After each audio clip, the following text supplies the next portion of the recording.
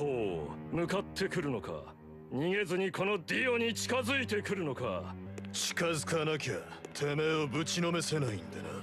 Hello, what is up everyone? It is your favorite stressed out college student back again, finally with another video. I'm so excited to come out and finally make another video for you guys. It has been so long.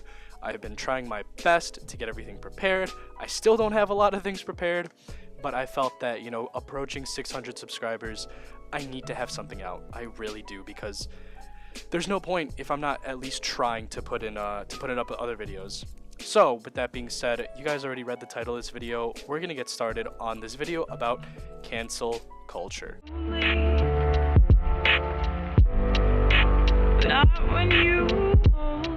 Now, cancel culture has a bit of an iffy definition, but I actually found one from Urban Dictionary which describes it perfectly. Now, what it means to be canceled on the internet is to dismiss something or somebody, to reject an individual or an idea.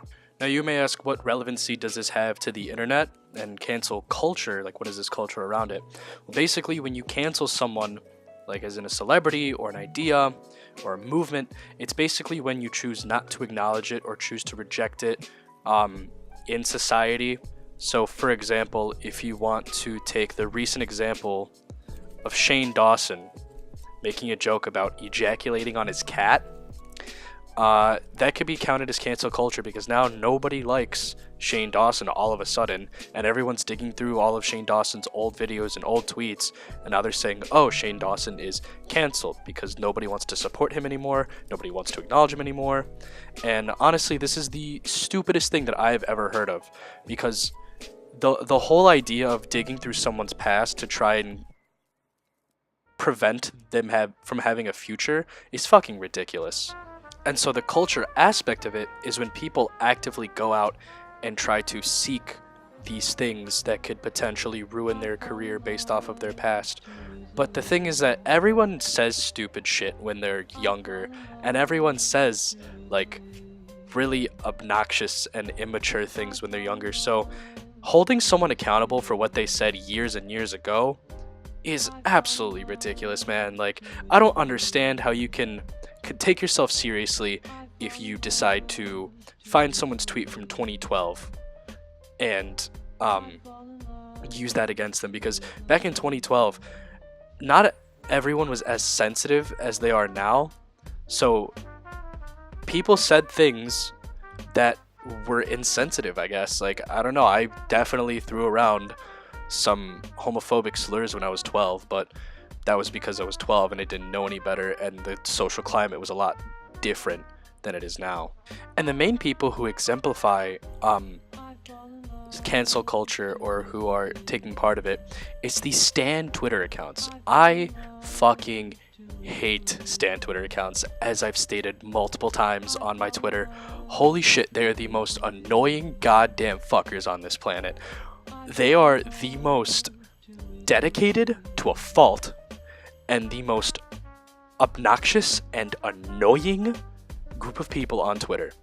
They defend people until like they die, and they will still defend people in death, even when they're wrong. Like, if you want to take my least favorite person, for example, Ariana Grande, yeah, her fans are the most toxic on the planet.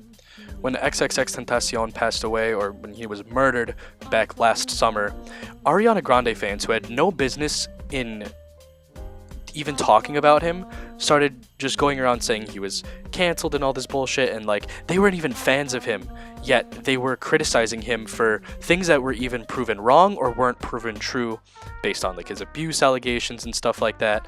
And it just baffled me so fucking much, because we didn't even, like, X-fans, they didn't even acknowledge Ariana Grande or her fans, and yet for some reason they were coming at us saying like, oh, I'm never listening to his music. Well, good for you. We didn't want you listening to his music. You're the wrong demographic, alright?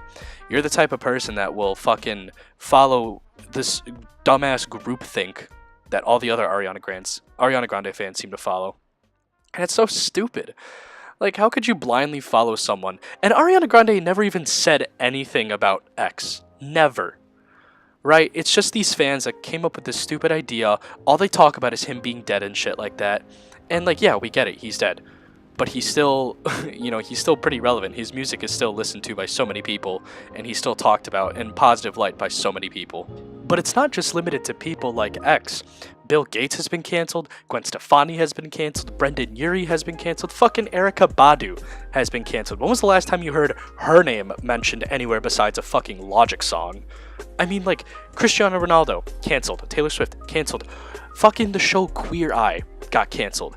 Because all these people start digging and nitpicking into stupid shit, getting offended by it, and then they just blow up and they're like, oh, it's canceled. It's canceled. That's the tea, sis. Shut the fuck up, you cunt! Now, this is what we should be canceling right now. Just did a bad thing. I regret the thing I did. And you're wondering what it is. I'll tell you what I did. I did a bad thing. But I digress, because it's just like, it's so mind-boggling. Like, why would you think that this is logical? People learn and they change. We can't evolve as a society without change. And people learn as they grow up. Society changes as we grow up.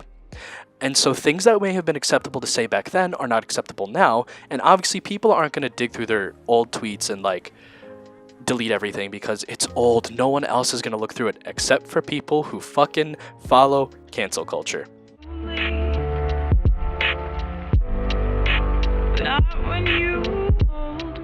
Literally anyone. Fucking anyone.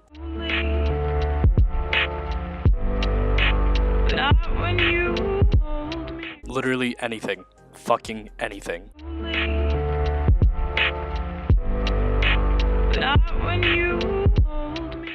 The reason cancel culture is so bad and so detrimental to society is because it doesn't give people the opportunity to change. Basically, as I've mentioned before, people go on witch hunts to find horrible things about these people that they've said or weird things that they've done to use against them to basically discredit any change that they've made, when obviously people aren't the same people that they were 5 or 6 years ago. And as we keep approaching a more sensitive society, people aren't gonna realize that, and people just aren't I don't know how it doesn't click in people's minds that people change. It bothers me so much. And yet everyone should be held accountable for what they say, but not 5 or 6 years ago. That is such a long time if you really look at it, especially for someone, who started out on YouTube, not, 10 years ago, 13 years ago when YouTube started. And it's just with how rapidly society changed, probably from 2013, 14 to 2015, 16, with this whole social justice movement. And but when cancel culture really started to pick up and really started to find things about people, it's so detrimental, and it's so counterintuitive to how society is meant to be, because everyone wants social change, but then when people make that change, they get ridiculed for what they used to say. So it's what's the point of changing if you're just gonna get ridiculed for what you've said before? By the way, that was a totally bullshit match and stupid drop. I don't know why that happened. I don't know why it drops there.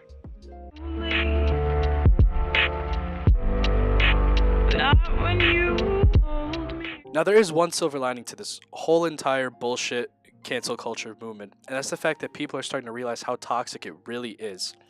And I see all over Twitter, if you look up in the search bar cancel culture, you'll start to see everyone starting to call it toxic and stupid.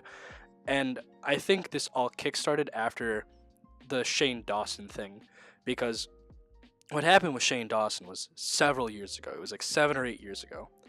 And people are now starting to see that, hey, we shouldn't hold people accountable for what they did back then when they were immature, starting out in just in a different social climate. And people are starting to cancel the cancel culture, which I think is beautifully ironic. It's really nice that that's happening. So yeah, I mean, with that being said, I really don't think that cancel culture is going to be around for much longer, and if it is, then that kind of sucks, but we're going to have to deal with it. But I'm glad that people are at least starting to see how bad and detrimental to society it really is.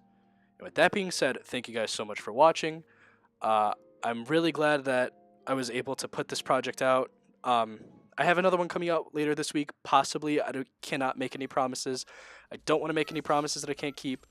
But, you know, approaching 600 subscribers, like I said at the beginning of the video, it's a big deal.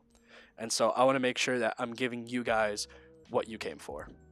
Thank you so much for watching, and I will see you guys in the next video.